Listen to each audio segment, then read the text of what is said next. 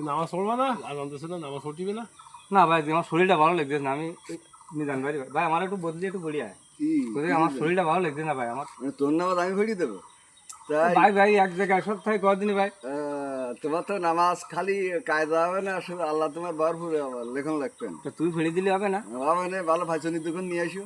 আরে তিনখান খুঁজছি, নরম খুঁজছি নিয়ে একখান ফুকার মধ্যে ঢুকে যার দোকান দিয়ে আমার বাড়ি থেকে তোমার তা আজে বাজে কথা করছিস কেন? আমি জানি না, তুই আমার শিক্ষা দে, আমার বুঝো। তুমি নামাজ ছুটি যাবা না, ঠিক পথে যাবা না, সময় মতন গোসল দেবা না, তোমার কাজের কায়দা দেয় যা। তুই তো সেই মাপের গোসল দিচ্ছি রে, খুঁটি নিয়ে গন্ধ তুই কয়েকটা নামাজ পড়িস। আমি চাল কালেকশন করতে গেলাম, সেই চাল নিয়ে যাচ্ছে মধ্যে দিচ্ছি।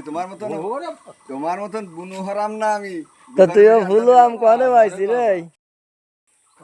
আসসালামু আলাইকুম। বিষয়টা আসলে আমার নামাজ কখনো মিজান পড়তে পারবে না, যার নামাজ সেই আদায় করতে হবে। প্রত্যেকে নামাজের প্রতি আসক্ত হন, নিজেকে এগিয়ে নেন ইসলামের শরিয়াত মোতাবেক।